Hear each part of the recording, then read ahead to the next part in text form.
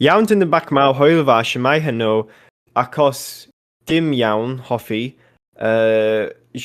peidigal. Fuck, that was no, that was not Welsh then. Sensneg pedyn coch. Dwi'n dim bwyta Sensneg pedyn coch. Dwi'n gwain mawer pedyn. What a horrific language that is. Imagine speaking Scottish, bro. No way. Well, that's the thing is that Gaelic actually isn't. Gaelic is more German, whereas Welsh is more actual original British. Because the Anglo-Saxons the Saxons fucking shoved us away. They sort of forced us to the east. Okay, but yes, welcome, people. I think Animark is dead. Oh yeah, no, I'm doing the intro. Hello everyone, welcome to the Admiralty podcast. That was my attempt at doing it in the intro in Welsh. I'm the host for this episode, god damn it. I was supposed to there. Anyway, Animark is probably passed out, drunk dead at the moment. Today for this episode... I'm not dead. I'm just sort of hanging in there, my dude. I'm hanging in there. It's... He had one of those Finnish things in it. Oh, dude, I am 2/3 of a way through a bottle of Finnish vodka, and I'm going for the grand prize, fam. It's not looking good for our heroes. I'm gonna be honest, but you know what? It's good shit. I gotta give you boys credit. It is quality. You say stuff. that, but I never drink. I will never drink. I'm sorry. I bought a bottle of wine recently. Right. Man, you're trying to be a professional football player. That's your problem, Dogen. Yeah. And that's why you're... No, I'm not going to have fun with the boys. Would you talk, bro? Legit. Message rings. Do you go into a bar and oh, I'll have a glass of water, please? Or, oh, I'll have a glass of milk? No, I actually order a glass of Pepsi. With yeah. The classic one. The classic one, you know. Bro, they only stock up Pepsi bars. It's fucking annoying. Fucking what? In Europe, you're only allowed to drink Pepsi? What is that bullshit? It's because of the distribution. Well, no, there's no Coke for mine, because when... This would be a good topic to talk about in the work episodes, but we're not doing that today. We're doing the game episodes. I think we need to actually talk about the episode we're going to do today. Yeah, we talk about games in it. That's it. Right. So, yeah, today we're going to just talk about games because... Yeah, man. We just decided, we're going to do it. Yeah, exactly. So let's talk about the one game that we all know about. So then people so that we stay relevant as an azurlane podcast, which is Azurlane. Azurlane. Let's do a monthly checkup on the game, you know, what you guys done. So starting with Yossi, since you've moved to Salford, what you been up to in the Wi-Fi's been dead since until yesterday. But we have a redemption arc coming. Redemption arc. As in, I have guess who has a Wi-Fi part 2. No, redemption arc, as in a certain character is going to do Operation Siren. Oh yes, Amagi? Yes. No, Prince of Wales. Oh, Prince of Wales in That's what happened last time. you know, the reason I was getting drunk, dear viewers, is because a very dear friend of mine, and it's Friday, a very dear friend of mine had a really bad week, and me and the boys were like, we're going to cheer her up. So we were like, we're going to hang out with you today. What do you want to do? And she's like, I want to do a Ghibli night. So we started with Spirited Away, and then she's like, you guys pick. And I was like, all right, all of us here besides you, Liz, are aviation fanatics. So we're going to do The Wind Rises. So now that you're talking about Prince of Wales, I just spent the past hour drinking Finnish vodka, learning about the life and times of the people who built the bomber that sunk Prince of Wales. So you know what? I don't think it was the bomber. Prince of Wales was Prince of Wales was sunk by a Mitsubishi G3M. Betty bombers, yeah. Not Betty, not the Betty. The No, it was the Betty. The Nell sure got the Nell's got the repulse and the Betty's got the, hang on, let me just fucking I'm I'm pretty pretty sure. sure it was. I'm pretty sure it was a Nell, but both of them are built by Mitsubishi anyway. Yeah, But we know. you Like, can't use that word. what do you mean I can't use that word? I've used it in my Girls and Panzer video like 5 I times know, now. What but word? Look, it's not if they politically didn't correct. sing Prince of Wales, they wouldn't be called that.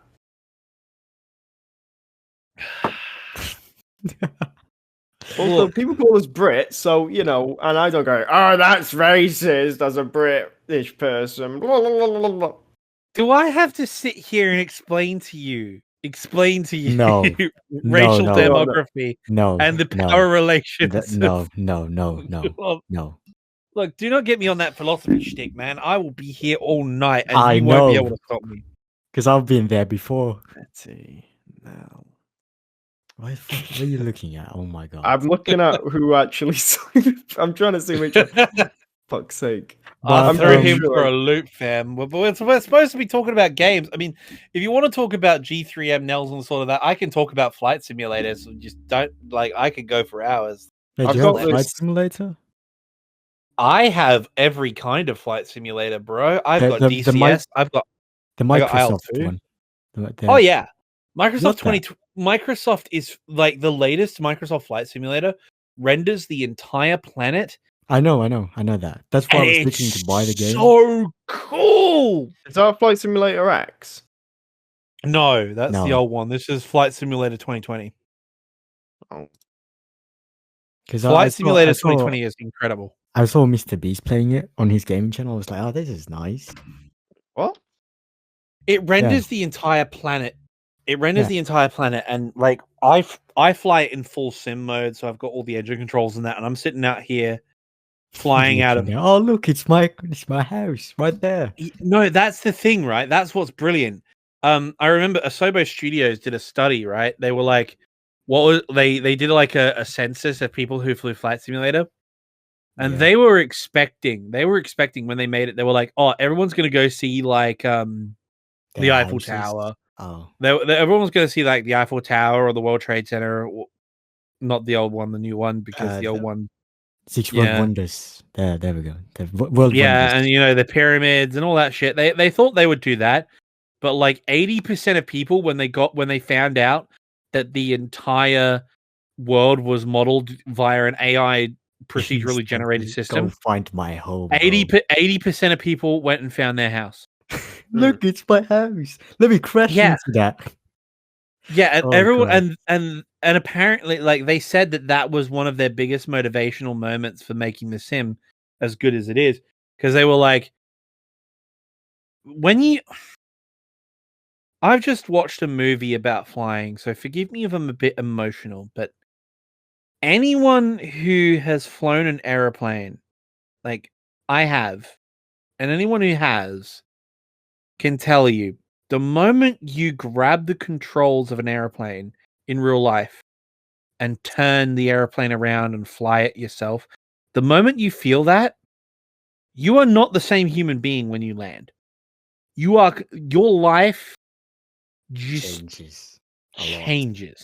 Like in your perspective. It's like it must have been like it's very similar to how I imagine the astronauts feel. You know what I mean? Oh yeah, definitely. Like your perspective of everything. Because when you're up there, I remember I was flying a Grob Trainer series aircraft out of my hometown of Adelaide, Parafield. I don't care if I dox myself. I'm 6'3" and built like a wall. If you guys want to come have a go, fine. Come have a go. Point is, I took off out of Parafield Airport and I took off and I did a circuit of the airfield. And then we went out into the training area and he was like, you have control. And I said, I have control. And then I turned the aircraft. I rolled the aircraft left and I pulled up slightly and I did a tight left turn. And I remember looking at a semi-trailer barreling down the Southwestern Freeway. And it was the size of my fingernail. Oh. Like this is something that is fucking 10 times the size of my car, right? Yeah. And here it is, the size of a fingernail below me. And I look off in the distance and I can see the skyscraper I work in. I worked in at the time. I can see Telstra, the Telstra building in front of me. I can see it there in the distance. And it's like the size of my forefinger. Right? Yeah. When you have that moment of perspective, something happens to you. You gain an appreciation for the planet that only people who have experienced that can. Are you sure And that's when not you- like traumatizing stuff? No, it's the opposite. Because here I was in control of this plane. I could go up, I could go down, I could go side to side, and all of the problems and all of the day-to-day bullshit that you have to deal with, all It's of it done. seems so small, irrelevant. The moment you take control of an airplane physically yourself, You open a third eye in your you're forehead. like you open a third eye and you are a free man. Exactly. Anyone who says like, "Oh, I got divorced and I won the lottery. I'm a free man." No. That's not freedom.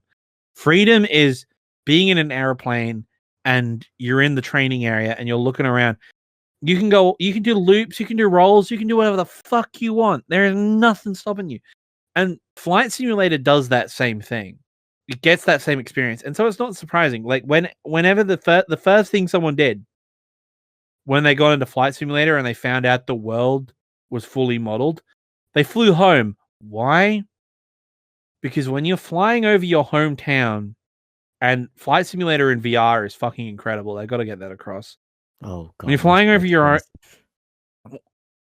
I mean, my VR headset cost me $600, so like, Oh, do with that what you will. dearie Christ.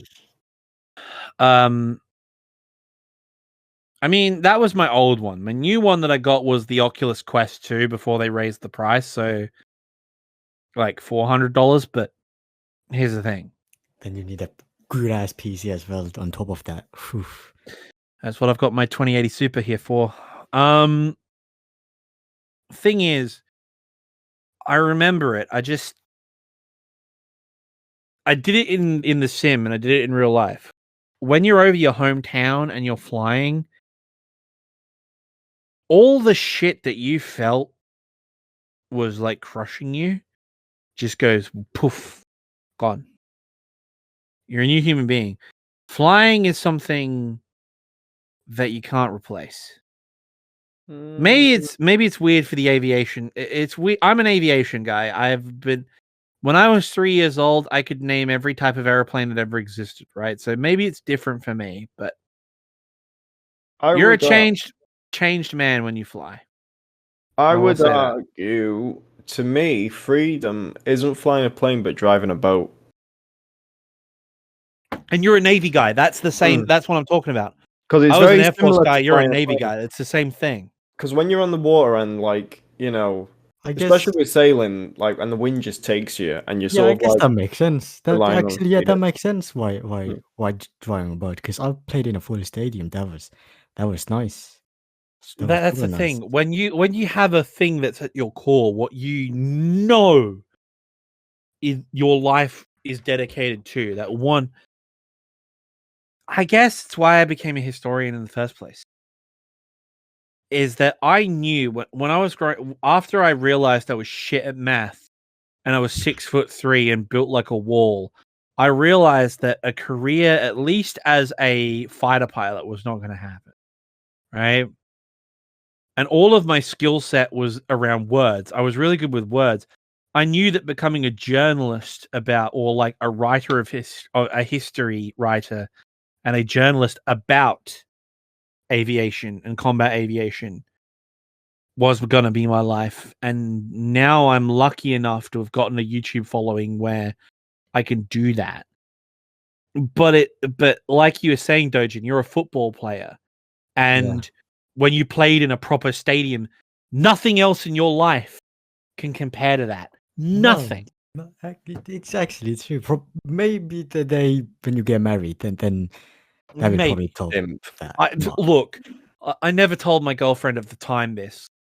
I dated her for 5 years. Long story. Is it going to be flying planes better than sex with you? Yes, 100%. Yes. You know, I'd agree. I'd agree. Losing my virginity, like that big thing that all us guys are striving for like we don't talk about it as guys, but you all in the chat can understand. When you're like 15, 16, getting your end off is like the number one goal, right? 15. It's the number one goal. 50. Whoa. I wouldn't say at the age of 15. No. Like, look, I'm not saying with an older person than you, right? But when you're 15, 16, as a dude, the ultimate goal for you is to perform the manly activity, the hanky panky, with someone your own age, preferably, because otherwise that'd be against the law. But as we've all heard the song, 50-year-old. I mean, we've all heard the song "Stacy's Mum," right? We get it, right? But point is, you know what I mean, Yes. right? You think that, but the funny thing is, when I went flying,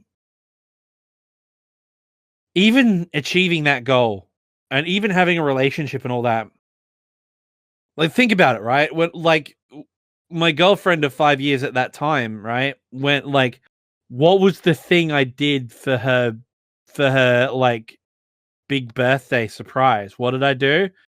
I took her flying, right? That's the thing. That's not a bad idea. That's a great idea, in my opinion. It paid off for me in certain ways. You probably get the idea. But the point is, Was it like that scene from Pearl Harbor when they're flying? No, I wish. I'm not a certified pilot. I had to send her up with an instructor, but she got to do all the loops and the rolls and stuff like that. And again, she was giggling and laughing the whole rest of the day. Right? Like, that's what I'm talking about. That's the goal.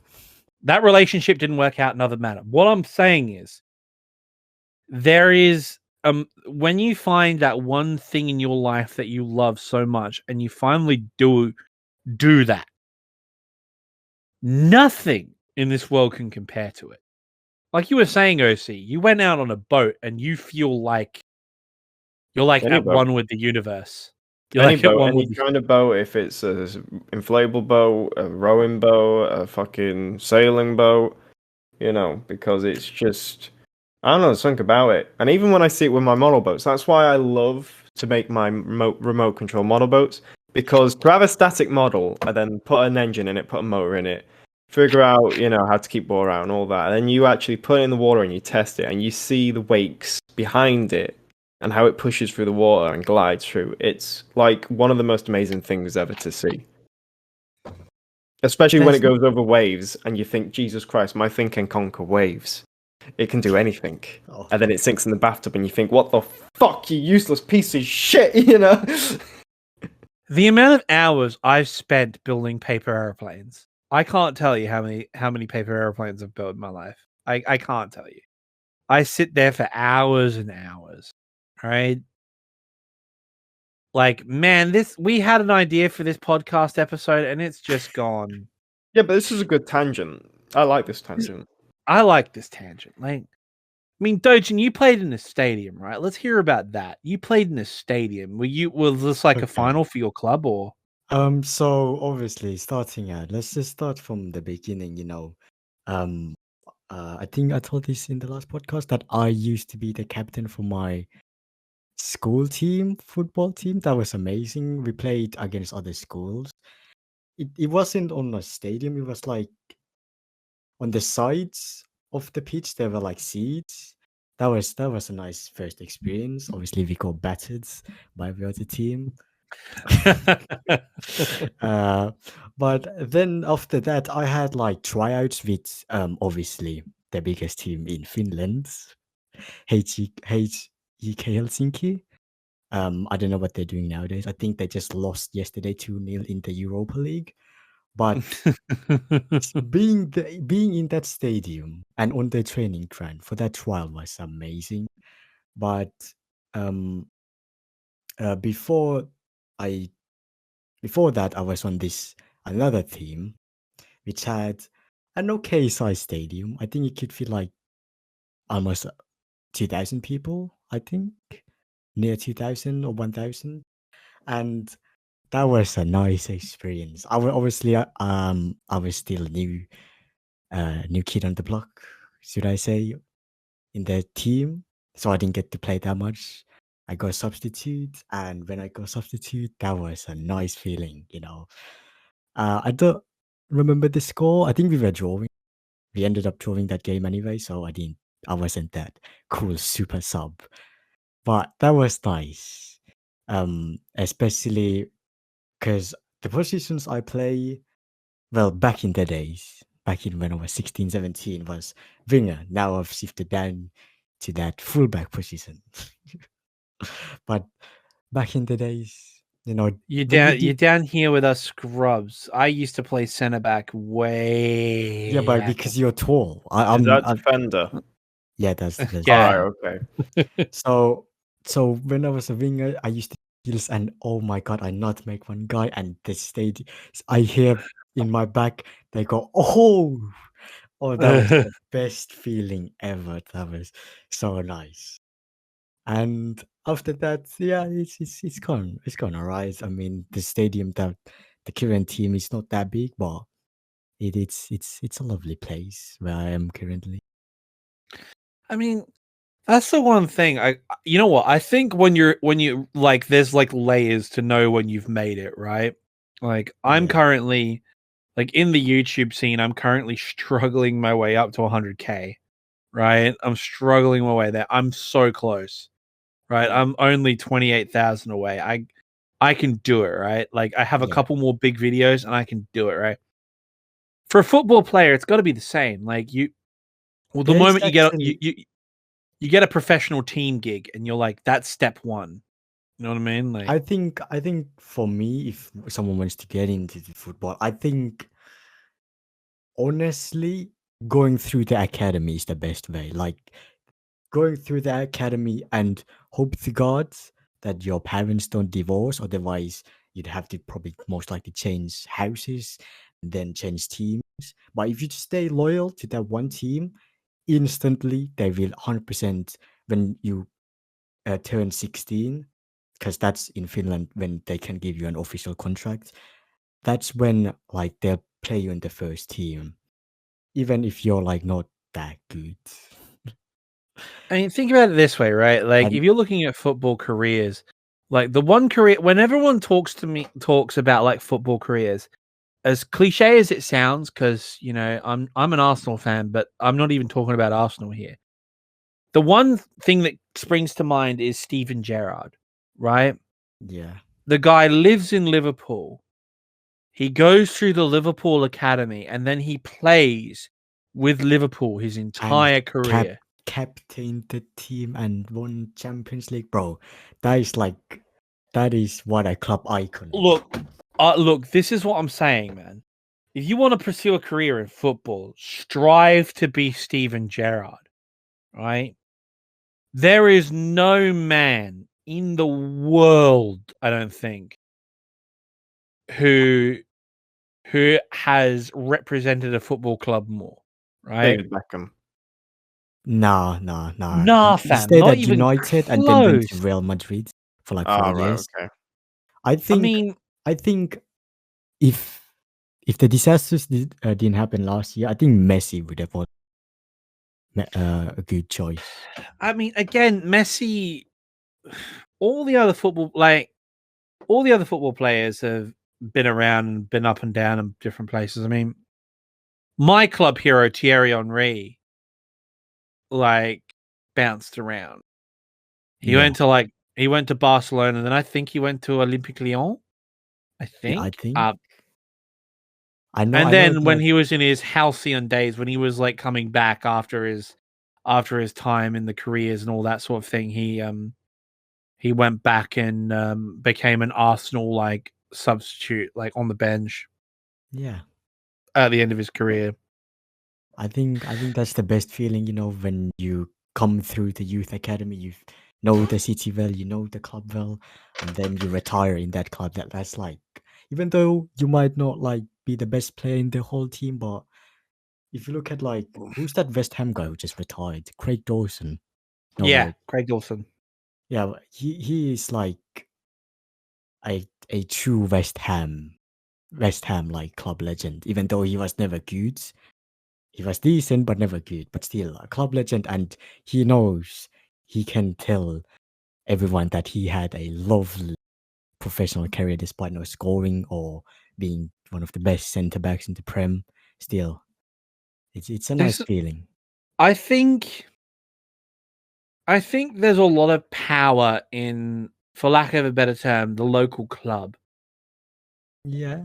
I think that like we all have our teams in different leagues. We always pick our favorite teams, right? I mean, I love Arsenal Football Club because when I was a kid, my grandfather, who is a local Arsenal Football Club supporter, or was before he died, sent me a magazine, and this was way back when. This was when Thierry Henry had just been signed. So keep that in mind. That's how old I am. God. Thierry Henry had just been signed, and he had gone on his absolute tirade, right? My grandfather sent me the Arsenal Club magazine with a CD and everything in it. And from that moment on, I was an Arsenal Football Club fan in the EPL, right? Yeah. But even though I absolutely adore and love Arsenal Football Club, it's not the same. I love them, I support them, but it's not the same hardcore fanaticism I feel for Adelaide United. Because I was there for Adelaide United's games, you know what I mean? Yeah. And there's something different about your local club that you just can't get with any other thing that you support. Like, what's your local club, Dojin? Do you have a local club? Do you have a club I do play for them right now. You play for them? Right, Yeah. the who's bought me is the club. I am the club. I am the club. Well, there you go. Like, that's what I'm saying. Like, I mean, Finland is, of course, like Australia. Like, you don't have like this massive football juggernaut like the rest of Europe. It's mostly a ice hockey. That's what like. Yeah, I mean, the main thing in But it's here. mostly sauna racing. What? First to leave the sauna loses. No. Finland's, ironically enough, actually, you've got a good point about racing. Like, Finland's biggest export in terms of like talent have been racing drivers of all things. Yeah, Kimi Has it? Räikkönen, innit? I thought it's been Winter Olympics racing. No, the Kimi. Finnish have had like several Formula One world champions. We've got Mika Häkkinen and Kimi Räikkönen. Mika Häkkinen's my era of Formula One, although I still am a Formula One fan. Mika Häkkinen, Kimi Räikkönen's more recent. Yeah, he's more recent. And even then, he's retired now too. He's gone to NASCAR. He's dipped into NASCAR recently. So, you know, like Kimi Räikkönen and Mika Häkkinen are like, you know, two big ones. And the world of rallying is dominated by Finns because Finland has a very large rally circuit. Yeah. You know, when you think of footballers, you don't think of Finns. There are a couple of big ones. I mean, if you support Ajax, then of course there's only one name that comes up, and that's Jari Litmanen. Yeah, like, but other than that, yeah. All I'm going to say is, actually, that's a good point. Seeing as we're talking football, I'm going to need to take a bio because I'm drinking alcohol. But I'm going to switch to the old headset mic here briefly while I do that. Battlefield's card line. Seriously, Dojin, I'm sorry. I was talking to a mate of mine the other day.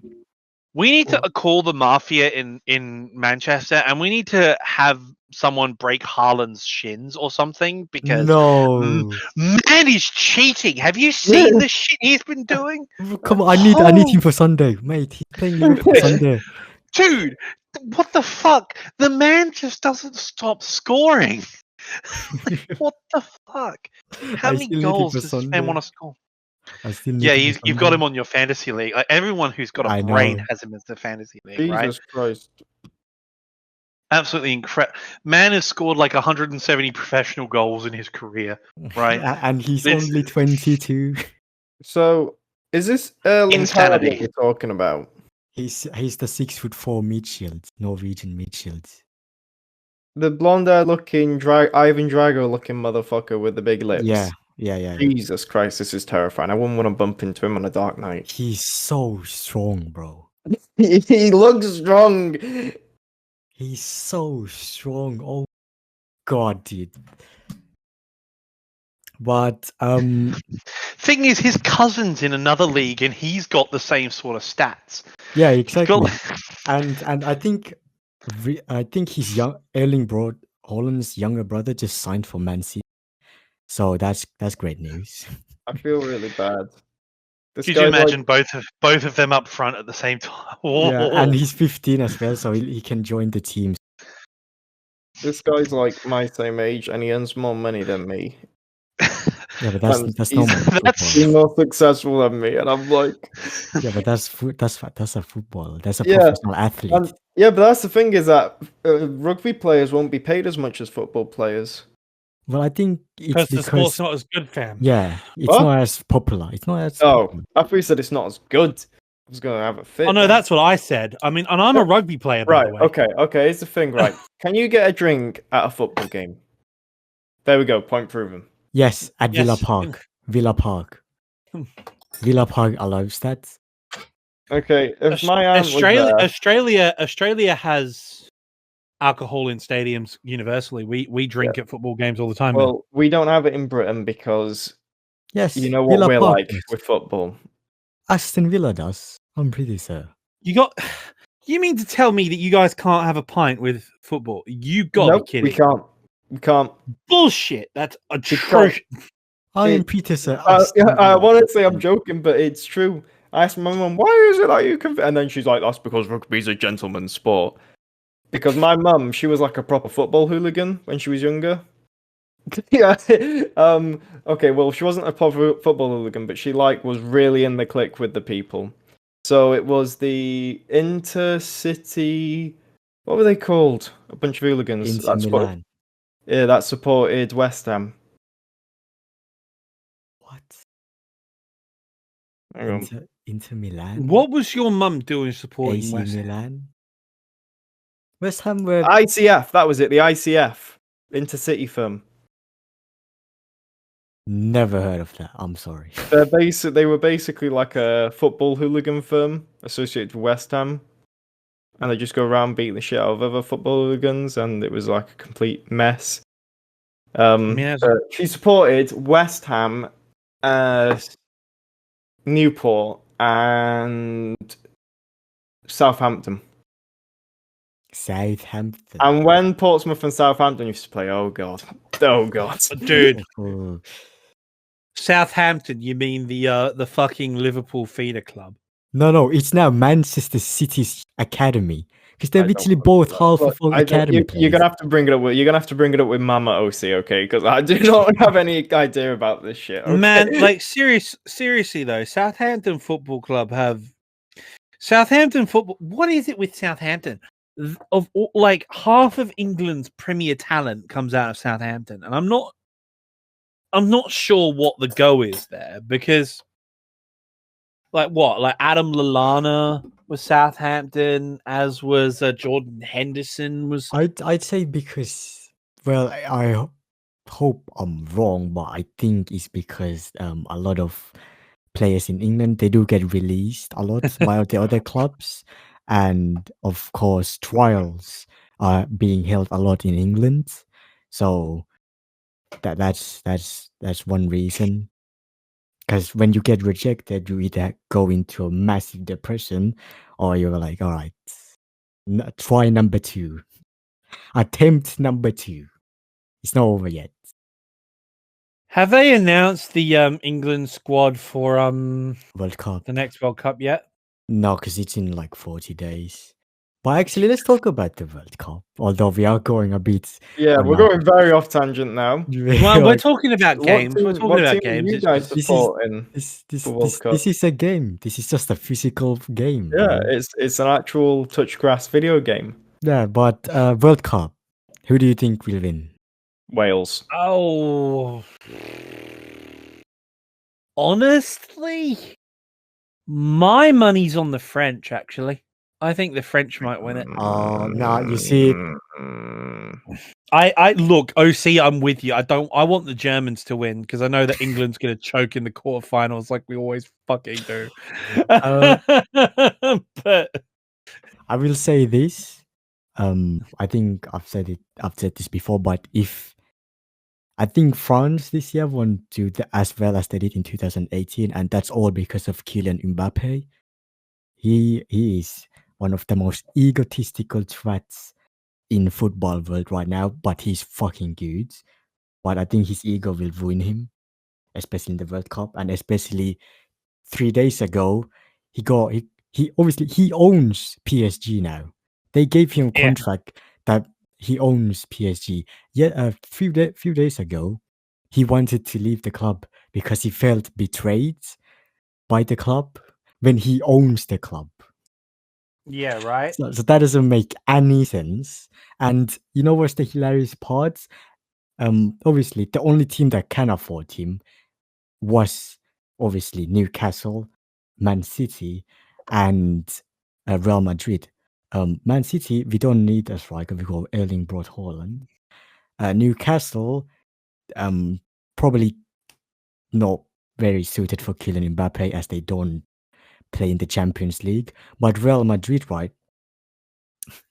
This is hilarious because Real Madrid, before Kylian signed this contract, they actually offered Kylian a Real Madrid contract, which was nice, for free. Come play to Real Madrid. He declined to sign this PSG contract, and now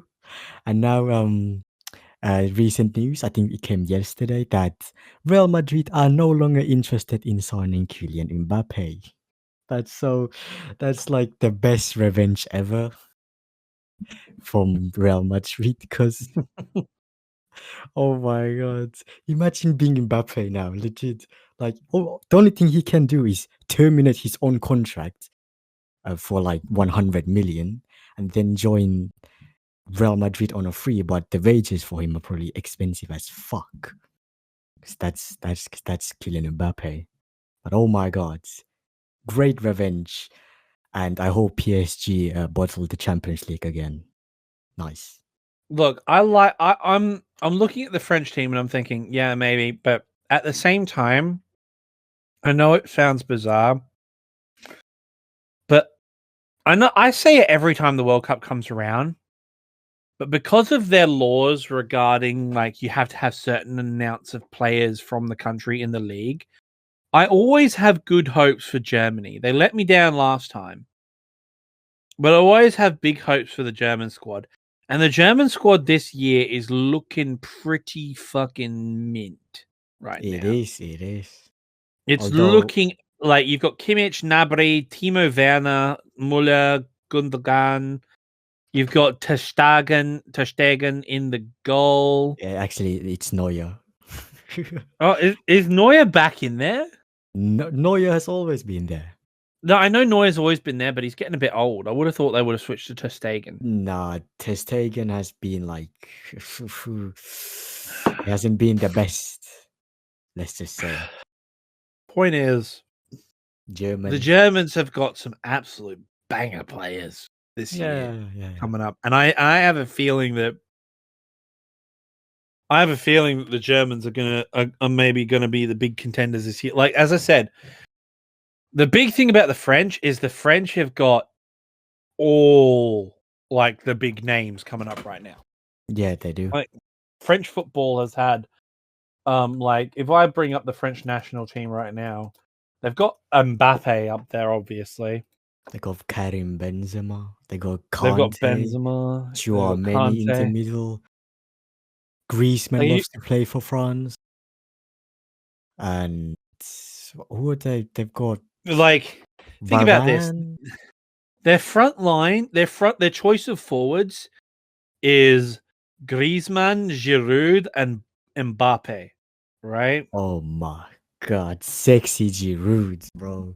Sexy Dude, Giroud. Giroud, like as an Arsenal fan, I'm biased towards Olivier Giroud. Like I really am, but man's got skills for a reason, and Antoine Griezmann is absolutely god tier. And this is what I'm saying. For France. He loves to play for France. You've got Kante, you've got all these really good players, but the thing is, the French team always meshes really well. They always have. They've not always been winners, but when they come together, they absolutely smash. And I mean, I'm looking at the. I am so hyped for the World Cup, man. It's gonna Yeah, be. me too. Oh, dude. But I think Argentina will win it.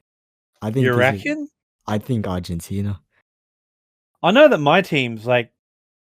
I have two teams in the World Cup. I support England because my family, and I support Australia because national pride. But I'm looking at Group D right now. Australia's fucked. Australia is in the same group as France and Denmark. Like, we're not gonna go through. Oh yeah, then there's Brazil. Brazil, we forgot about Brazil. Like Australia has a chance, but only because the other two members of the group are Denmark and Tunisia, right? But our first game is against France, and I'm like, I'm sorry, there's no way we're gonna win that. Come on, At all. if Finland can get a draw against France, then you can get a draw with France. Easy. Except that we've played 5 at the back. Look, if we had the team we had back in like, I don't know, 2006, maybe Back in when Team Cahill was playing? Oh god. back with Tim Cahill and Harry Kewell and Mark Viduka, if we had that squad, maybe, but not now. I don't even know who's on our team right now, to be honest with you. None of our players are in any of the major leagues, really. Awa Mobile is an Adelaide United player who transferred to Denmark teams. Danish teams, rather. Like, he was in the Danish league for a while. I like how What is Oasis is sitting down there. Who, me? Yeah. Oh no, I'm just looking at my family tree. Oh my god. So it turns out my great great grandparents came from Ireland. Islands. So if So my what do you think? father gets Irish citizenship, then it means I can get Irish citizenship.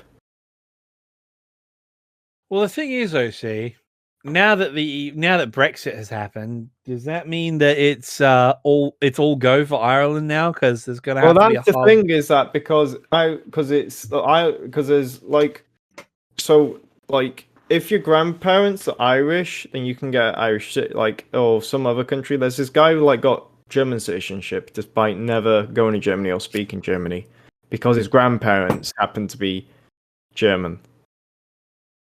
This is what I'm saying, man.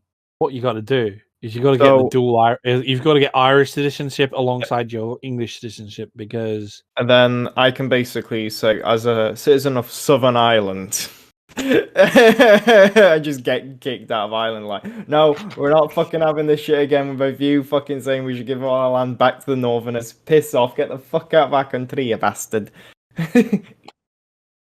You know what 26 plus... Hey, I've got a question for you. You know what 26 plus 4 is?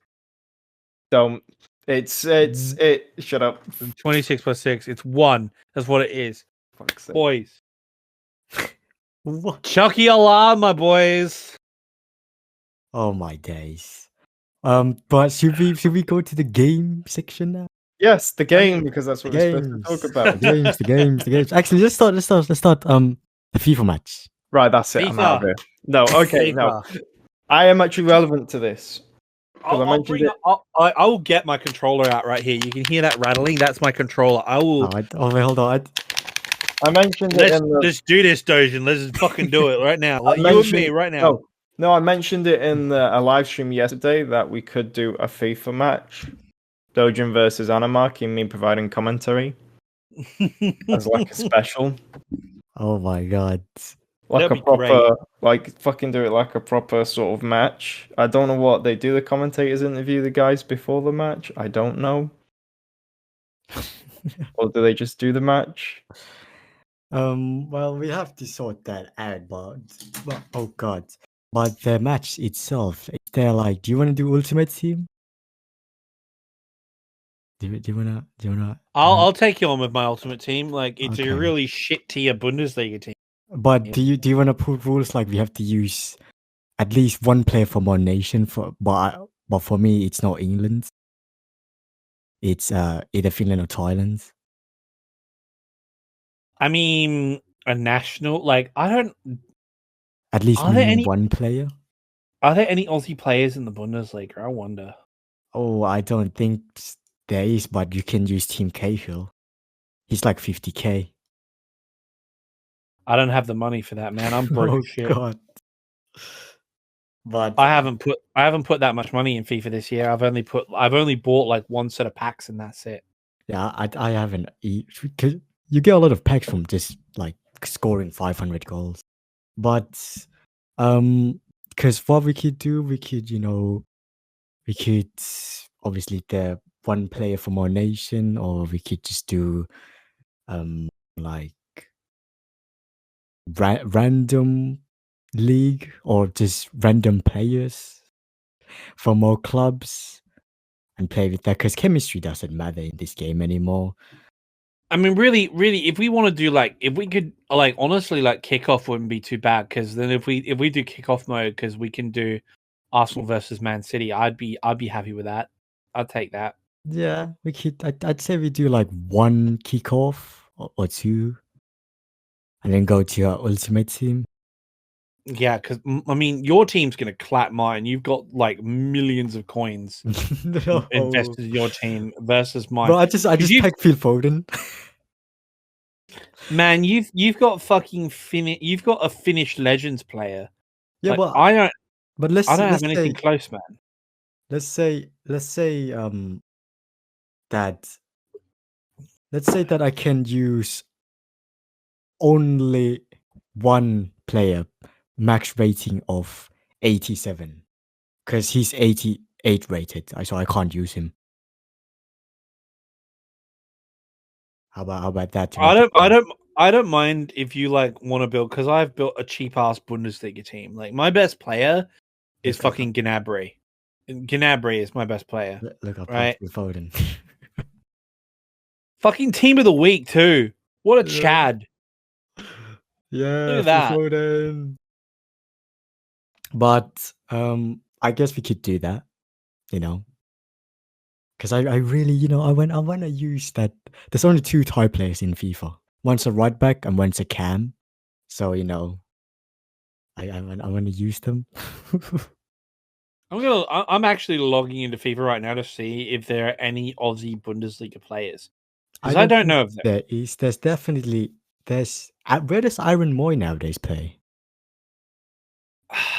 I don't know where he went. Like, because I remember the Bundesliga used to have a lot of Aussie silver players. Yeah. Way back when you were in like fucking coming home from high school.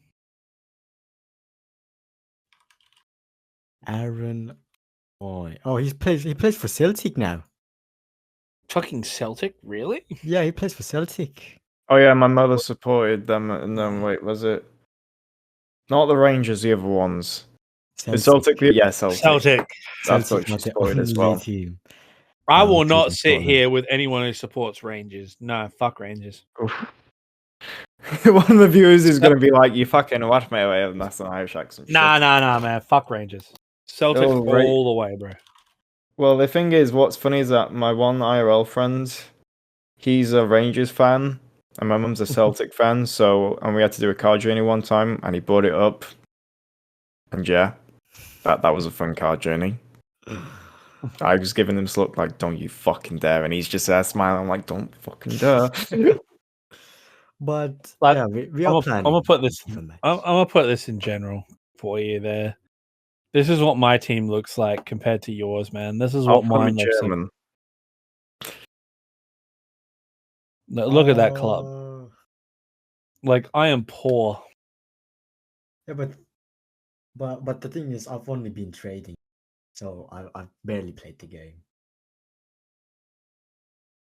Trading is so much fun in FIFA, but yeah, FIFA match on schedule, and I guess if for Ultimate Team again, we probably will use one of our countrymen in the team.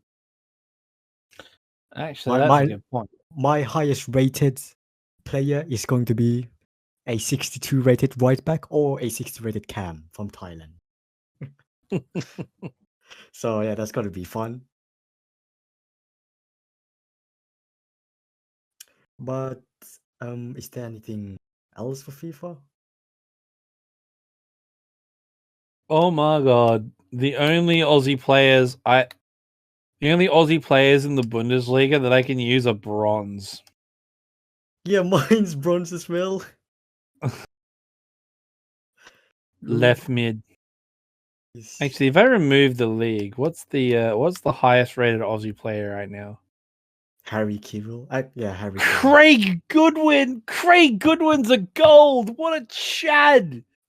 Oh, Craig Goodwin from Adelaide United rates a gold. What a legend. He's got 84 pace. Yeah, he's a fucking chad. Craig Goodwin. Dude, I saw him score the most ridiculous goal. I was at Adelaide Oval. This was like a couple of years back. This was like 20 what was it? 2015, 2016. I was sitting there with my mate Zen. He'll never watch this, but my mate Zenon and I were sitting in sitting in the second row of Adelaide Oval, right behind the goal. Yeah. And it was a qualifying match for our version of the FA Cup, right? Yeah. So only a few of us were there. And we get a free kick, maybe 40, like we're outside the box, like well outside the box. Right? Yeah. And I look at where it is and I'm like, Craig's gonna shoot from here. And my mate Zen's like, no way, he's way too far out. And we're looking at the big monitor on the fucking screen because it's the other end of the pitch. And I see Goodwin like roll up and then he just hits it and it goes fucking sails over the wall, slams top right. And I was like, fucking God. Man, what a... This episode's about football now. We've decided. Episode's about football. Rest in peace, OC. Rip OC. Because, it's been me and OC the past few episodes, so it's time for me and Dojin. Let's be real here. No, he's going to leave, you fucking traitor. Whoa. Traitor. Who said that? Traitor.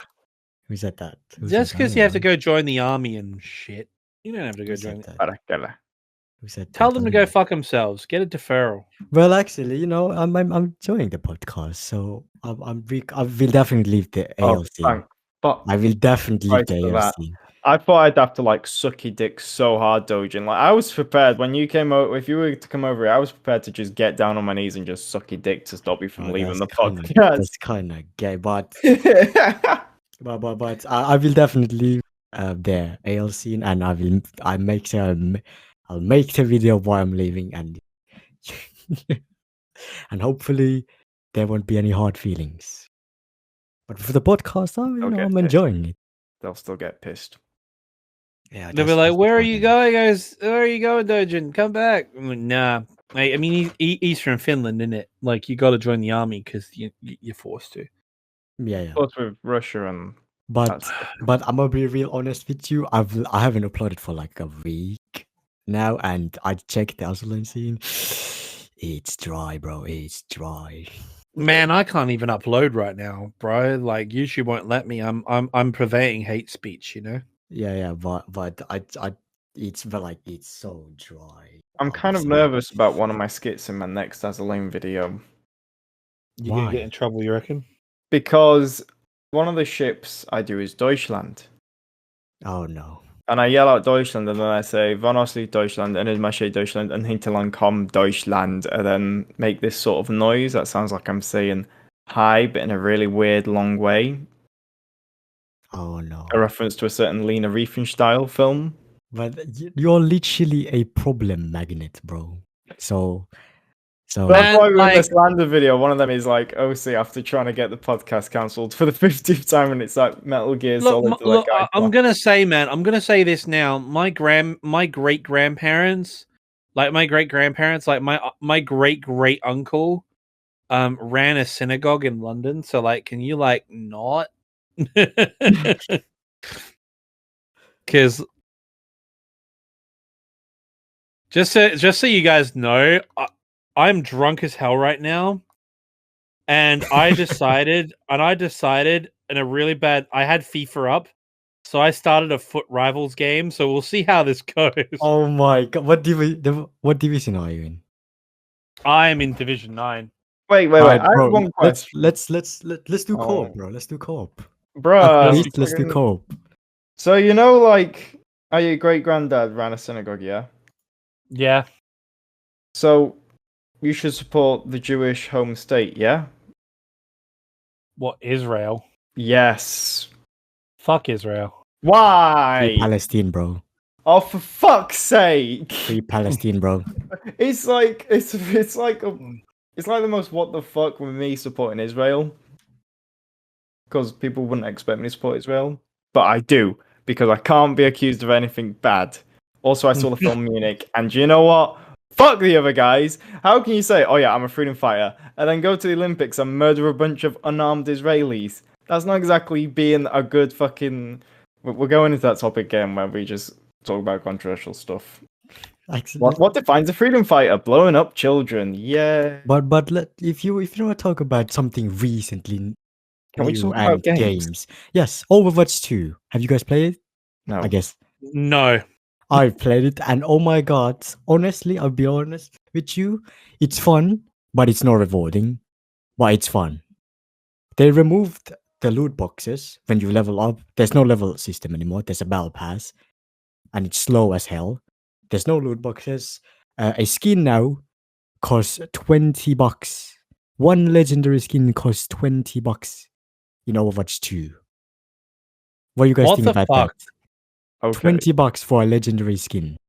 And there's no loot boxes. You can't, like, in Apex Legends, you spend 20 and buy, like, 20 loot boxes and try your RNG.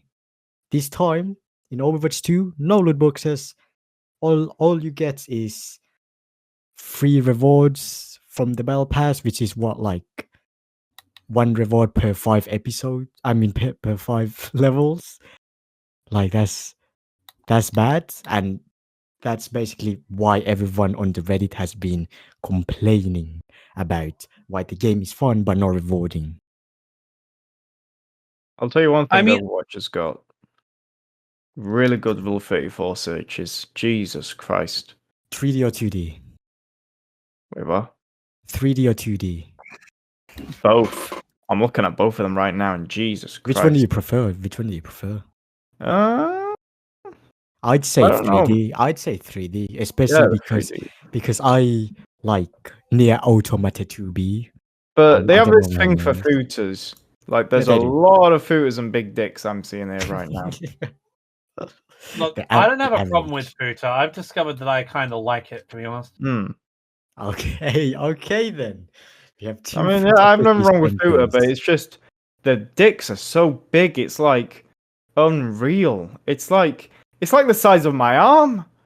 This must be what girls feel like when they see those girls with massive mummy milkies, as they say. Oh yeah, that's probably true.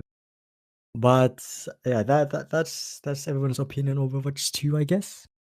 Yeah, because we haven't played it. I mean, as long as it's got Diva, I'm fine. Yeah, Diva's there. There's the new Viabu anime healer character who is Oh, a yeah. Kitsune. Kiriko or Kiriko, I don't know her name. I don't play really her. like her.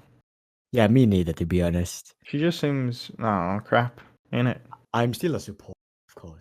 Support till I die. Here's a question: is May fat, or does she just have big boobs? She's fat. Look at her legs. Actually, let me She's just. quality though. She's thick. Well, that's the thing, though. I look at May on Rule 34, and they don't draw her fat. They draw her with just. Okay, some of them are fat, but like most of them are like thin. They just give her like big thighs and big boobs, and that's it. Is there any new games recently? I don't think there is. I know There there's was this few Destroyer upcoming. one that I saw Animarchy play. Oh, what did you play? He's concentrating. I'm playing a game of FIFA right now, and I'm losing 1-0. All right, so... okay. So this there's this game called U-Boat, which is sort of like a U-boat simulator. It's one of the best there is. Unfortunately, it's single player, but the people who made that game made one with Destroyer. So you basically control a destroyer, and you do the various bits and pieces, so like navigation on the bridge, and radar shit, and weapons shit, you know. And you basically got to defend the convoy from U-boats. Destroy a U-boat hunter. Yeah. And yeah, Okay. we're trying to find, because speaking of games, we're trying to because what I would like to do with the podcast is to play games with the host. But the only like multiplayer game we can play is Roblox, because everyone has Roblox, and I doubt people would want to see us play Roblox. Yay, Because Roblox. Dojin doesn't have War Thunder, and even if he did, he probably wouldn't play it for long. World of Warships is a fucking mess. I could play that, but I don't know what I'm doing. I'll probably ram in. Yeah, but the problem is that Anarchy plays on a different server, because fucking Oh, yeah. Wargaming has got to have a stupid thing where you have to, once you select what what fucking thing you play, you got to stay there. So if you select Asia, then you're on the Asian servers for the rest of your fucking life, which is incredibly stupid. Which I don't know why they don't have it like War Thunder, where the count can just be across multiple servers. But oh well. But I was also recommended recently Project Zomboid, but I have no clue about it. Project Zomboid is really cool, but like it's hardcore as fuck. As in like a really hard game. I don't know what that is. It's a zombie survival game. It's really fucking hardcore. Is it like Left 4 Dead? Like Kinda. I don't know. I'm fine with that then. Because Left 4 Dead, I only played because I can mod the game. I love modding games. It's top down. It's a top-down RPG, kind of like Diablo. Is Project Zomboid the one where you can be infected and not tell the others? That is. Yeah. Ah, right. Okay. Yeah, I've seen gameplay of it. I mean, we could. It's literally an RPG. You have hunger, tiredness, boredom, all this bullshit. Like it's like it is the most hardcore RPG there's been for the zombie survival. But I think I wanted to. Back in the days, Among Us, bro. Full azurlane CC. Yes. Bogus. Yes. Oh yeah, bro. because you missed out on it. That's why. Yes. I did that, and that was a fucking mess. That was. Yeah. It is going to be a mess. With the CCs.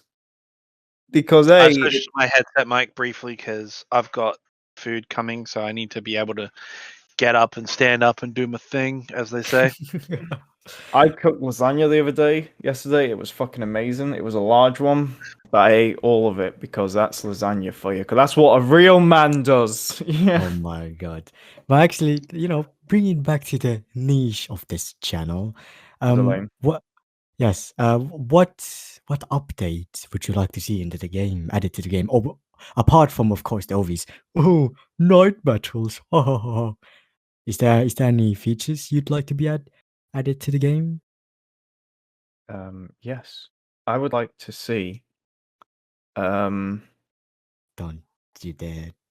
I'm trying to think of something really bad to say. Yeah, I knew it. Not even submarine gameplay. Wow. Something even worse than submarine gameplay. Airplane gameplay. No. Fighter gameplay. Let's go. Let me dive bomb fucking. I would like it so that every time you try and build a ship, the Manjus, like if you try and build too many, the Manjus will like go on strike and demand that their money be raised, and then the commander has to like nationalize the dockyards and That's like the worst update ever. Just make it really confusing and complicated to build like fucking ships. That's worse. that goes like the update they shouldn't add. No. I would like to see Dreadnought as a UR, okay. which I probably think they will put in the game. They will, 100%. HMS Dreadnought. Yeah. Yeah. So we'll do like a Dreadnought event with some various like World War One, because they've done it with World War One German ships. Because they're really Because they're like, right, we've got to like hold off for a whole fucking year from doing another. No, I told you 2 years for releasing Yamato. What we're gonna release? More World War One ships. Okay, which nation should we do? Britain, because they literally had fuck tons. we had like 200 odds off the bat. So, GG. Yeah. For me, oh god, obviously I love the game. But what would be at it? Oh my god, honest. There has been a bit of like mixed reception of this because back in 2021, someone did suggest this in the Reddit, and the response was mixed. And it was to add that azurlane crosswave into azurlane. Obviously, apart from the huge problem of the game being too big, but come on, the game is already like 13 gigabytes. The reason why it got a lot of mixed receptions because they want a lot of the players who play azurlane obviously want to keep it as a what's it called anthropomorphism game, as in like chibi gameplay still. They want to keep it like that. But for me, like I'm looking this as like, how to make this game so much better. So much very famous, very famous. Because the potential on this game is Yeah, but massive. why would they do that when they can focus more on Arc Knights? Yeah, but I'll actually get on to Arkness. They're getting something cool this month or next. But I think because again I think when it comes to like the proper marketing, I think they're going the right way of the degeneracy, and add like Genshin Impact gameplay style to it with very generous devs. This is a great combination. Obviously, there will be toxicity on the community, but that's unavoidable. But I think that's what the game needs, a 3D gameplay or something similar to It Genshin. needs a proper game. Yeah, it needs a Genshin. Yeah, it needs a proper game. And one thing I do not want to see ever in the game is obviously why you mentioned OC, but there's one more thing: trading. There is literally no point of playing the game when trading gets added. First of all, when you add trading, account selling is the biggest issue. But the second issue is, what's the point of spending money anymore for cubes and stuff when you could just, all right, mate, I got like 6 different dupes of Musashi. I'll sell this for you like 100 cubes. How about that? And then trade, and then boom. No point on playing the game anymore when trading gets added. Everyone would have 100% collection rate and yada yada yada. It's probably the worst update they can add. There is also another like bad, but I don't think it's like super bad, and it's censoring the whole game. That CN censoring the whole game, I don't think that will be as big, but it will be a big hit, as in like more downwards. Yeah. I think azurlane needs to sort of evolve because right now where we are, we're going to die out at this rate. And And I mean, the good news is that we beat the other gacha game about boat girls. Yeah. The thing is, Cancole is still bigger than us, really, in terms of marketing. I think they are. How I think they still are. Twitch numbers, they kill us. YouTube numbers, I don't think they kill us that much, but Twitch numbers, definitely. I didn't know it's been twitched. It's been on Twitch Twang. Well, I don't think anyone is streaming it right now. All I'm saying is, and I know this is a really niche way of measuring it, given my involvement in motorsport and JDM, like the number of Itasha I see of Cancole is huge, right? I don't see any azurlane Itasha out there. Yeah. We're getting pummeled on market.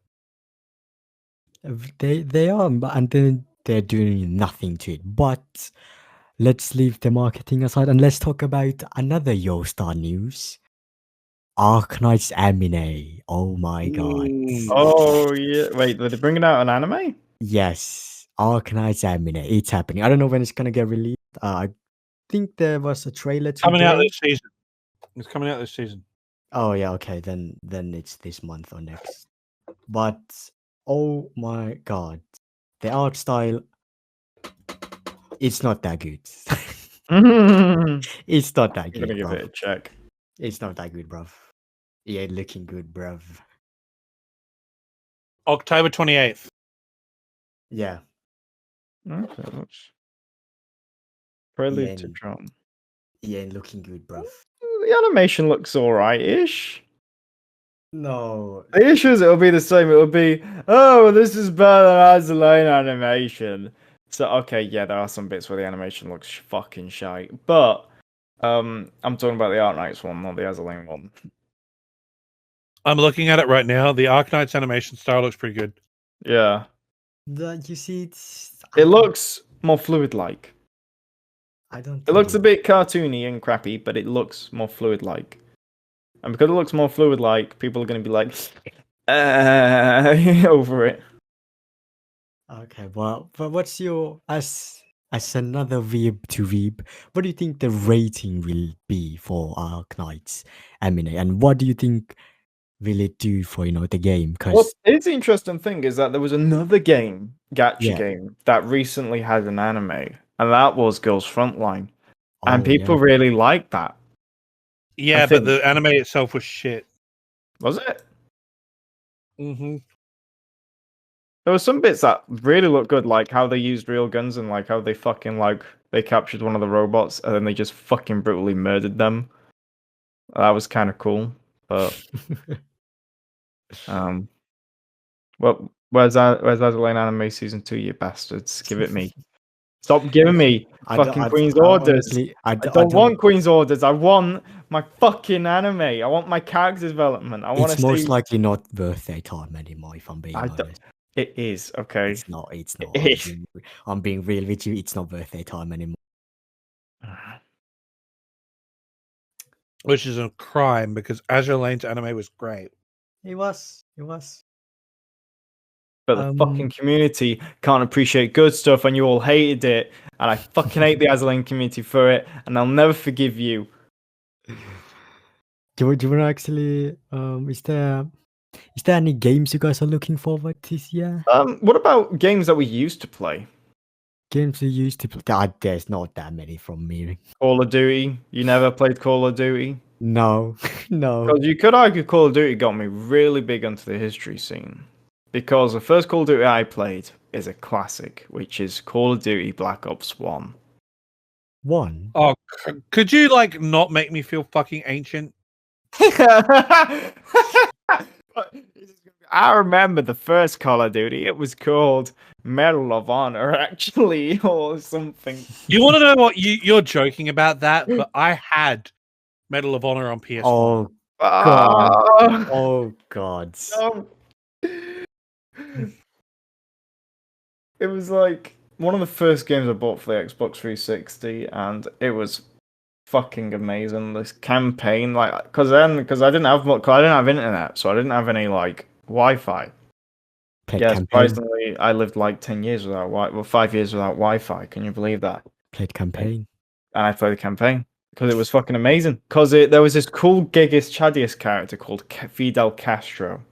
And to me, he was a fucking Chad. All right. And that's how I became a communist for a bit. Oh, And then I was like, wow, that's great. I need to buy more of these Call of Duty. So I just literally was just zoned on Call of Duty.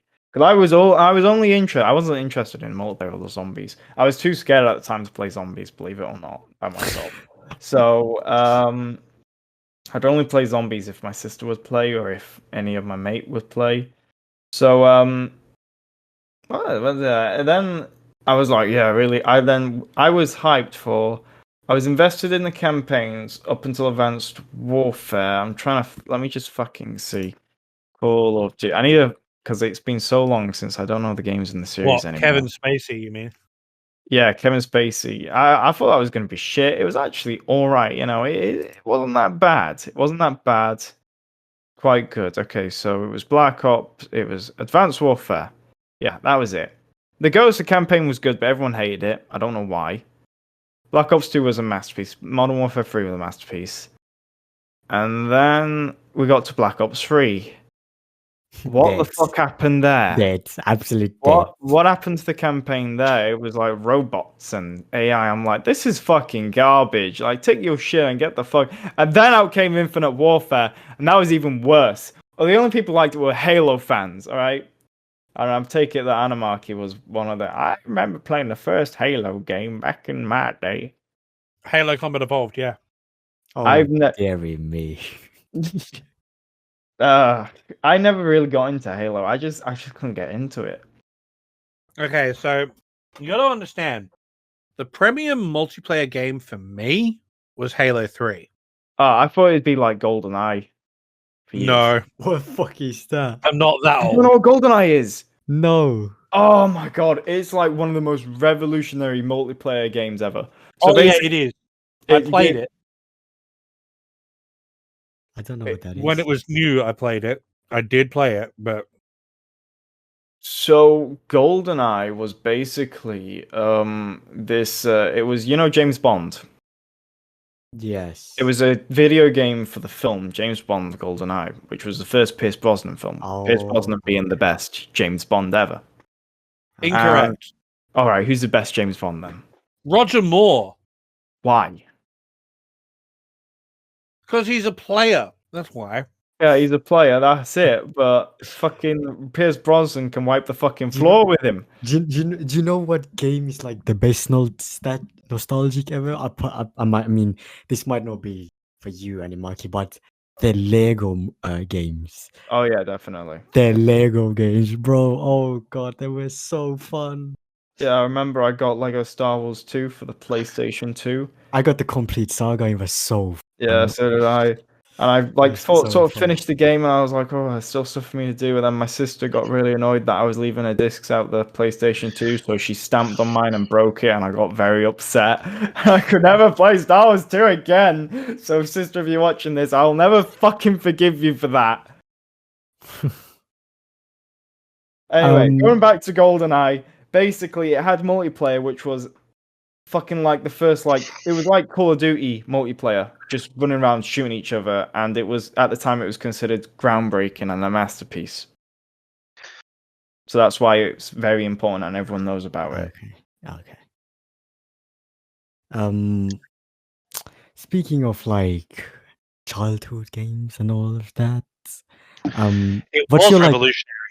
What's your guys' first game that you've played?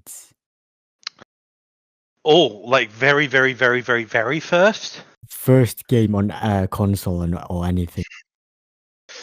The very first game I ever played was Battle of Britain, Their Finest Hour by LucasArts. Okay. And that was on and that was on an 8.6 computer system back in 1997. Oh my god. Oh my god. I was 3 years old. Oh wow. Oh my god. But OC, are you just trying to remember? Well, the thing is, because I don't know exactly, but because I had an older sister, so she was the one who got the games and shit. So I remember for what I wanted for Christmas when I was younger was just Lego. Whereas my sister was like, I want a PlayStation 2. And at the time, the PlayStation 2, this was the slim version of the PlayStation 2 that just got released. But the first game I think she got was the Game Boy Advanced.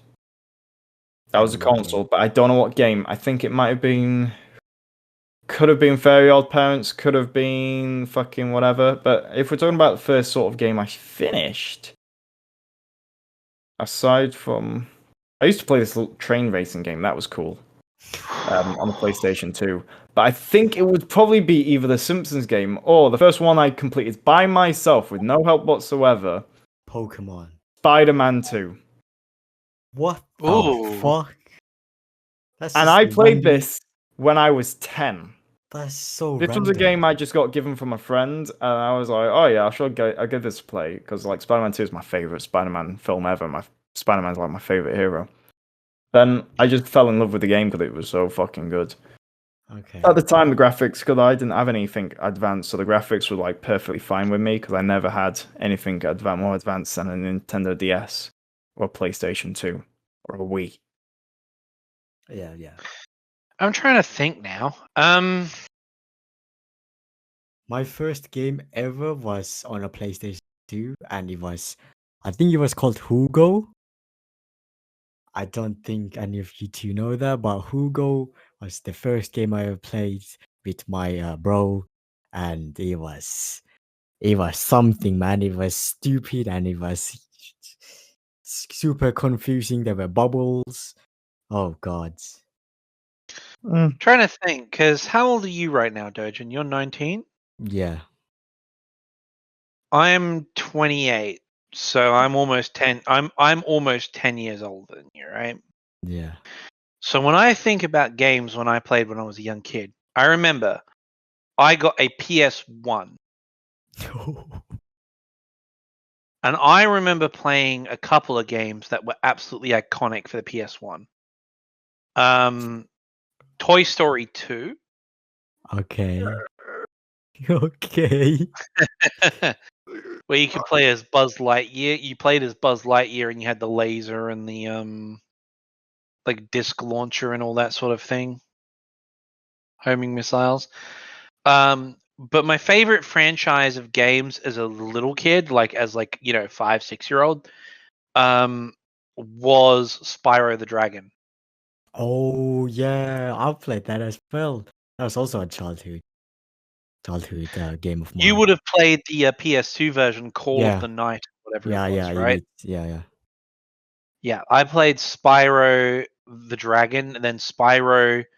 What was it called? It was Road to Prometheus or something, or Gateway to Glimmer. There we go, Gateway to Glimmer, and Spyro 3: Year of the Dragon. Spyro 3: Year of the Dragon, as a kid, was one of my favorite games of all time. I loved Spyro the Dragon, Spyro Year of the Dragon, because Spyro Year of the Dragon, I needed to play the remake, but you got to play as like a manta ray that shot lasers, and you got to do air races. You also got to play as a monkey with a laser pistol. You got to play as a penguin with rocket launchers. You got to play as a cheetah, which did the thing, and you had a kangaroo, Sheila the kangaroo. You had all these really cool characters, and you used to play that. And then there was I used to play Medal of Honor 1. You're right. Medal of Honor, the very first Medal of Honor game. I don't know what that is. And then there was Medal of Honor Underground, which was the French Resistance one. Yeah, I know. They're crap. I learned on my course they're crap. A game I used to play with my dad all the time, Crash Team Racing. Mm. Was that Crash Crash Team Racing? Crash Bandicoot, yeah. Crash Bandicoot, yeah. Oh, Crash Team Racing. What a game. love that franchise. But I gotta be honest, PS2 was where it really came alive, man. PlayStation 2 Wait. and Game Boy Advance was Have where you it ever really came.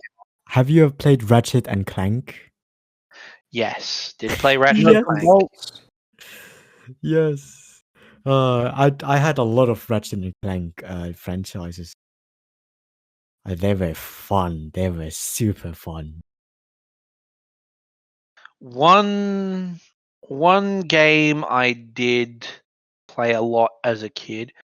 It was kind of weird because PlayStation 2 came out and we were playing a couple of games on PS2. There were so many great PS2 games. One game I really remember playing a lot was Jurassic Park Operation Genesis. Was that the one where you made the game? Where you made the park? Yes. I had that as well. It was Yeah. given as a sort of hand me down. Jurassic Park Operation Genesis.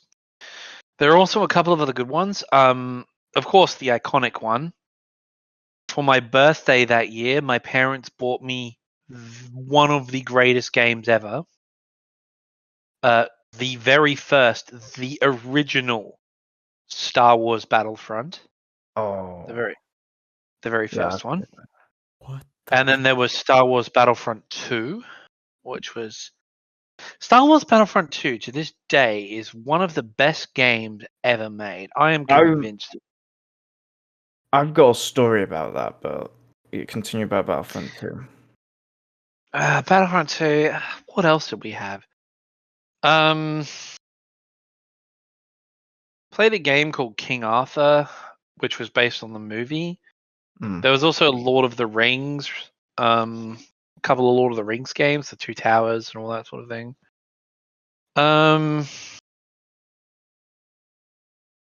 PlayStation 2 is that sort of like people remember PS2 as a golden era of games, and I guess it was kinda.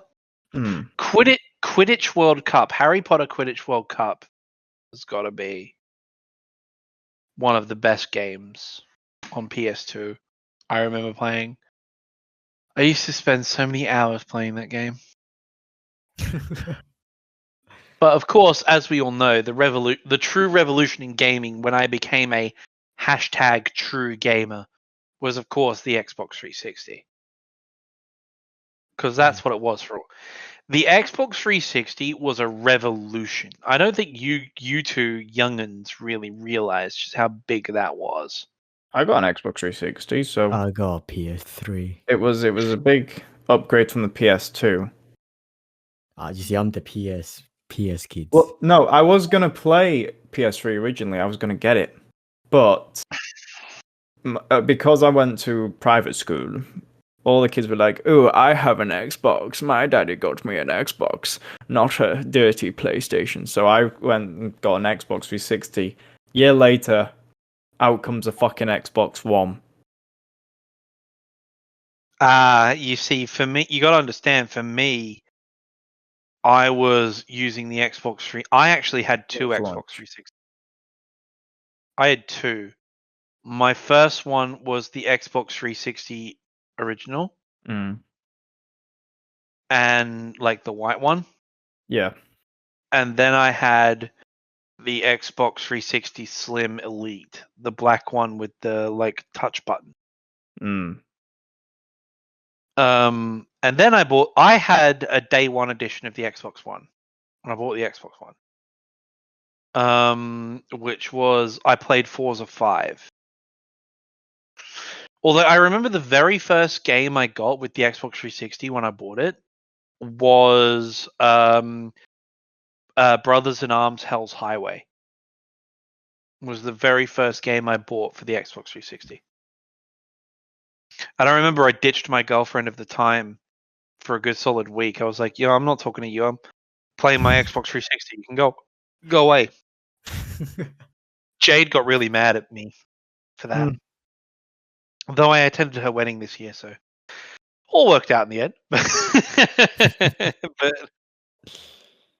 but yeah, I ditched her to play. Xbox 360. I played Brothers in Arms Hell's Highway. That is a true gamer. True dedicated gamer. As a teenager, I didn't give a fuck, really.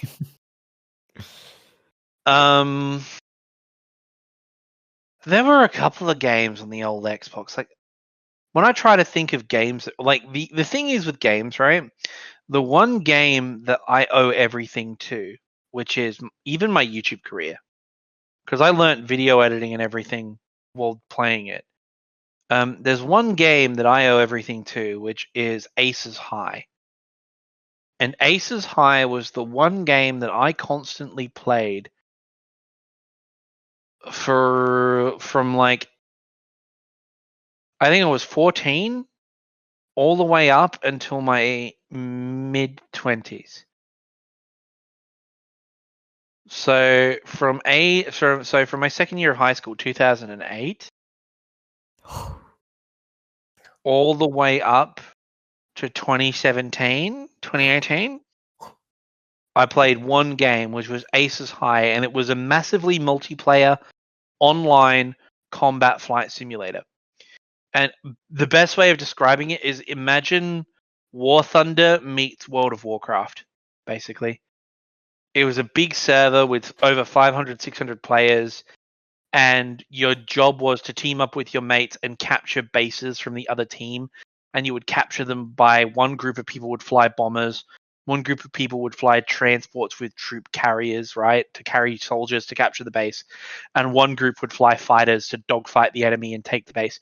And it was a simulator, so it had engine temperature and limited ammo and stall and speed and like all that sort of shit, right? Like basically War Thunder realistic battles, right?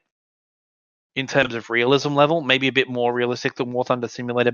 Basically, imagine like halfway between realistic battles and simulator battles in War Thunder. So imagine that kind of flight model with airplanes, and you had bombers, transports, and fighters, and we would all team up and try to capture bases. We would have to blow up the town and the base to disable it, and then drop paratroopers in to capture it, right? But to do that, you had to get past the enemy defenses. And to do that, you had to fight other players. And it was massively multiplayer, so everyone you fought was human. So I spent 10 years of my life just about playing that MMO CFS. It was a massively multiplayer online combat flight simulator. And so I became the king of realistic dogfighting, or one of the best. I was one of the best in the game at one point. I was in the top 100 of the game at one point. Like, I was that good. Must feel super great being top 100. I've never been in top 100. Never. In any the game population wasn't as big as some others, so maybe not as satisfying as it would be for someone who's like in top 100 of COD or Halo, but definitely it was an achievement for me because I would be in tournaments where like I would win tournaments like every now and then. And like I used to be a duelist. Like I would win 1v1s. Wasn't so good in team battles, but I would win 1v1s quite a lot. But that's what I got my homies for. Watched each other's tales, and we used to do missions. Like there would be some days, right, when me and the boys would get on and we're like, oh man, we can't be asked. Do you want to chill and just hang out? And we would just hang out talking shit like about our days, like, about girls, about movies, about other games we were playing, like Halo and shit. And we would just sit there in bomber planes, and we would like, you want to just hang out? So we would take off in bombers from like a base that was like really far back and climb up to like 30,000 feet. And we would just chat shit while flying over enemy bases, dropping bombs. You know what I mean? Just chilling.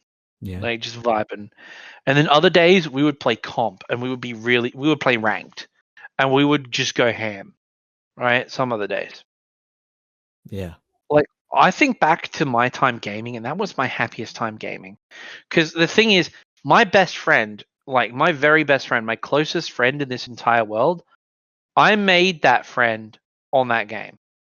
Like, my very best friend in this entire world, who I would trust my life to in a heartbeat, I made that friendship playing that game.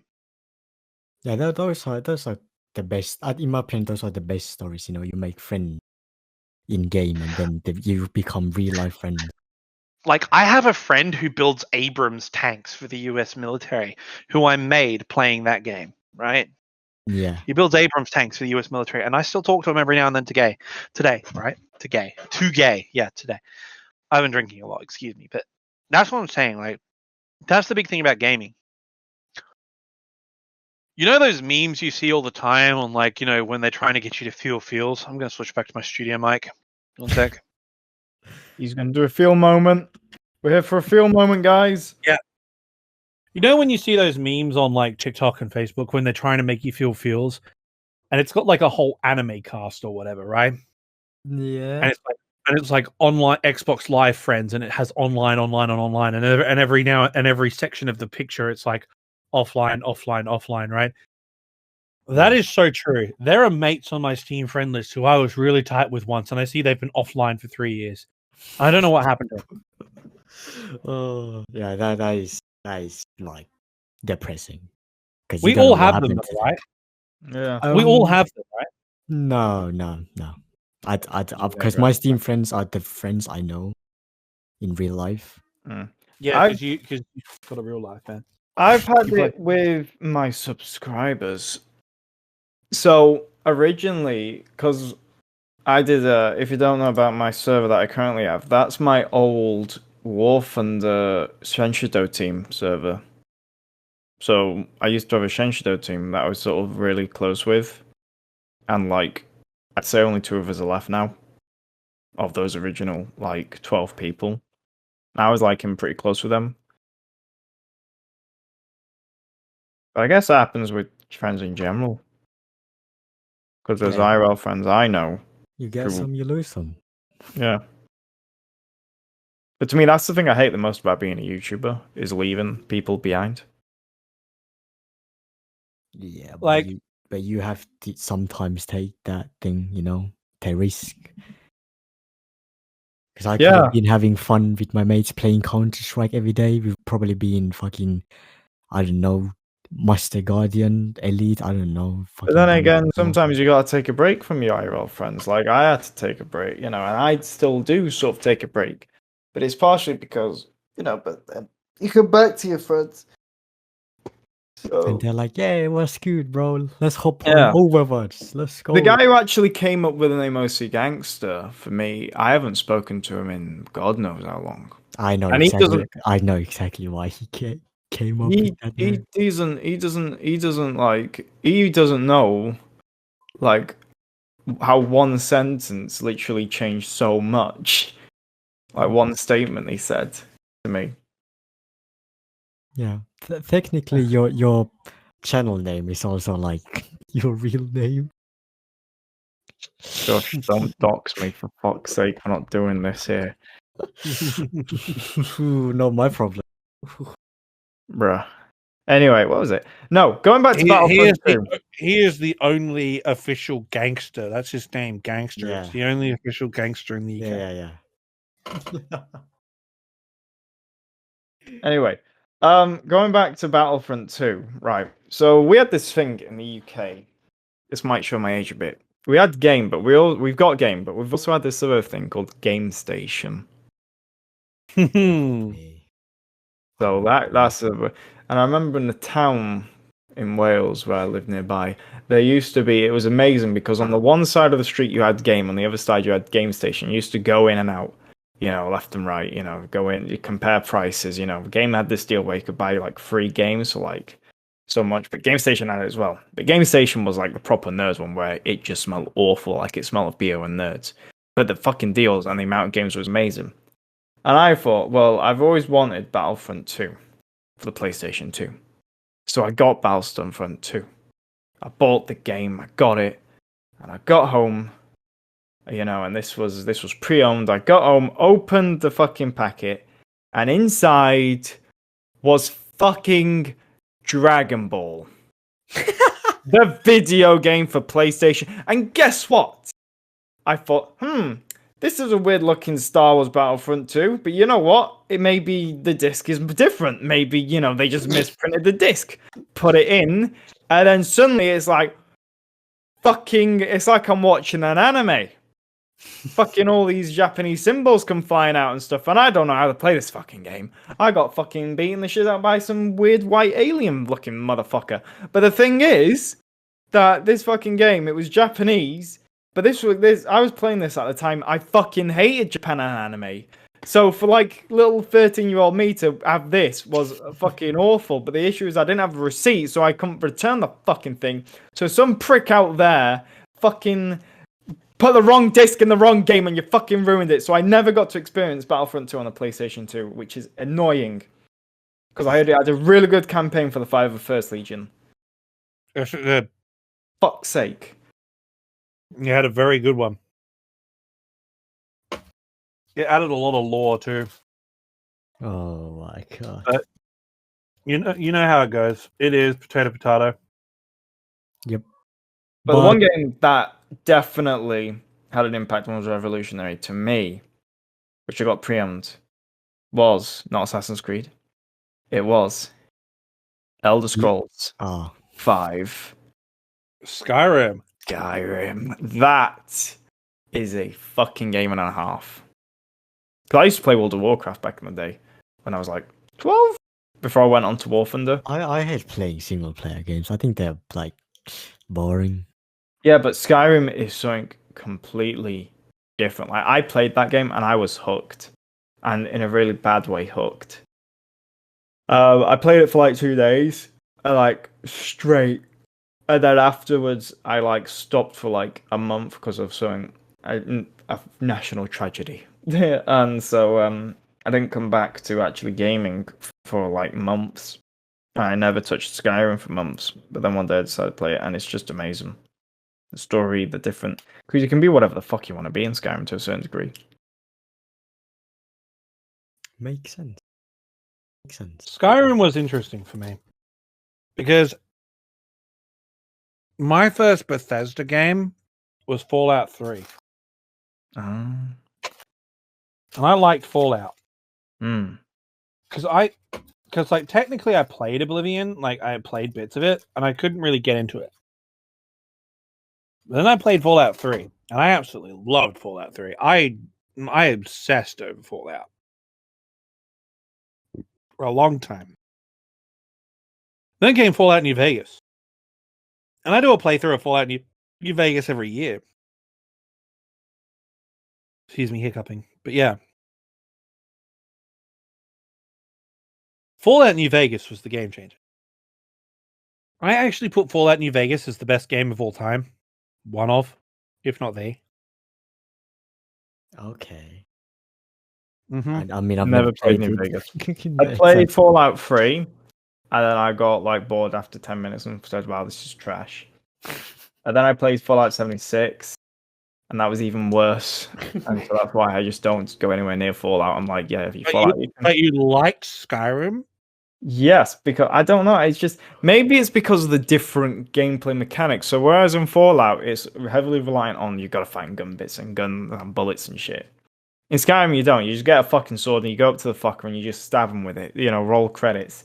You know, so I guess it's easier to play Skyrim, but also I just like the story and I like the companions, the furries. No, I don't know. Actually, that's a question. Who did you support in Skyrim? The whole Long live the Empire. Bruh, really? Imperials? They're fucking dicks. They're fucking dicks.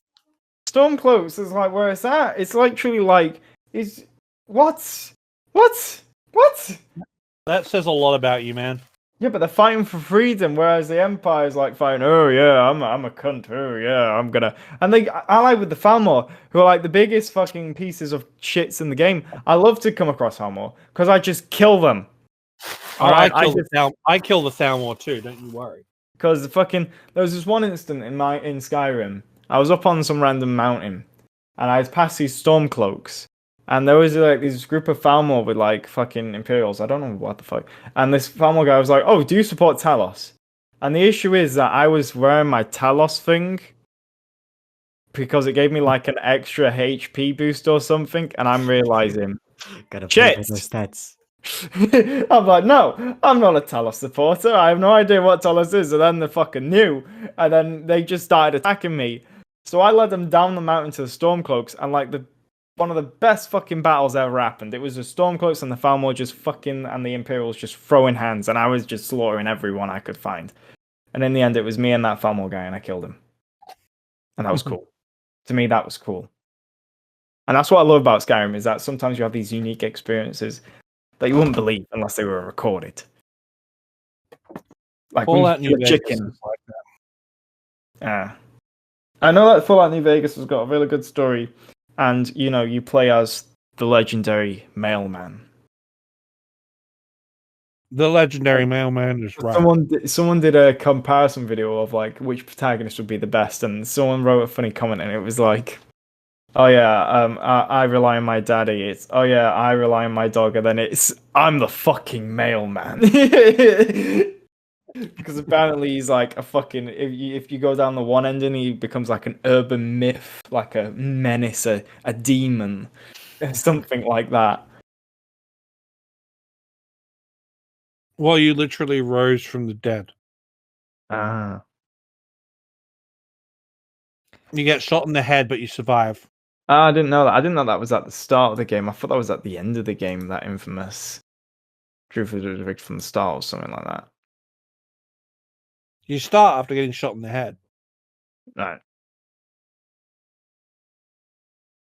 Wait, is that the one, Harry? You're finally awake. That's No, Skyrim. that's Skyrim. Yeah, that's what I'm talking about. Skyrim. And that was another reason. The Imperials wanted to fucking kill me in that game. But my man, whatever the fuck he's called, he was like, he helped me. So. Rayloth. What a Rayloth. Chad.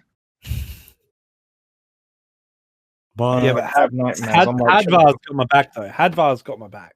Yeah, but Hadvar could have been like, no, I will not execute you. But no, he was like, yeah, sorry, mate. GG, you gotta go. So I think we've talked everything we wanted to talk, right? Did we?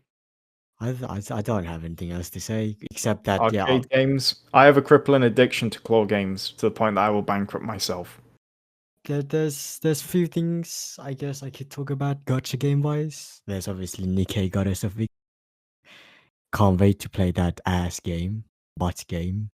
I really only have one thing to say. Actually, I've got one thing to say. It's not even gaming related. Messi or Ronaldo? No. The new anime season has started. Yeah. Chainsaw Man. Have you guys seen it? Yes, Chainsaw Man is good. Okay. Like I wasn't like Chainsaw looks a bit crap, but then I saw it, I was like, So, I don't like it because of the cosplays. Actually, I can't say that. I like it because of Mummy. I can't say that. Chainsaw Man is not the best show this season. I don't know what other shows they are other than Chainsaw Man. Because time ago, Twitter, look at my Mikoma cosplay. Haha. Ready to be my dog? No. Fuck off. Hey, what's wrong with Mikoma? Mikami. Mikumo. I don't fucking know her name, but What's not wrong my with her? type. Not my type, sorry. What do you mean, not your type? Not my type, sorry. She's amazing. She's like the perfect mummy. No, but the cosplays are fucking weird, and the captions, are you ready to be my dog? Yes. No. Yes. But what's the best show this season then? If it's not It Chainsaw is Man. an anime. It is an anime original. Okay, that's some positive news. Okay. It is from a studio that's not very well known. I can't remember its name off the top of my head. That's how unknown it is. Okay. No, it's from PA Works, I think, actually. Studio Okay. PA Works, excuse me. Okay. And it is sponsored by Cygnet Games. Right? Okay. It is going to be the best show of the year. Okay. Why is it? Have you all heard of Akiba Maid War? No. Doesn't ring a bell. All right.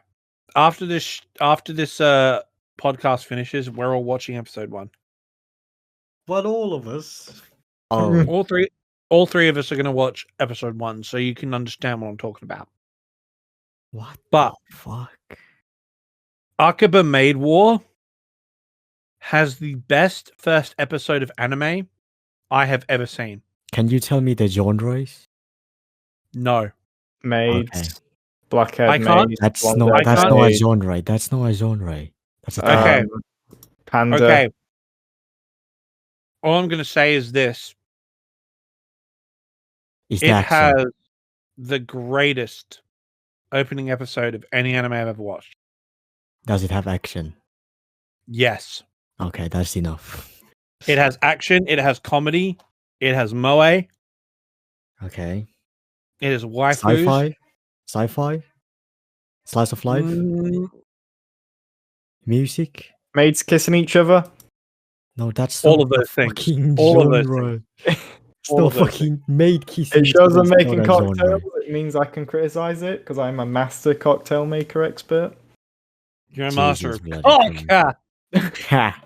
Cool. That actually reminds me of a story which we did where we bullied one of our, but that's for another episode, which I'll talk about, where we bullied one of the staff members with a cocktail of the week sign, let's just say.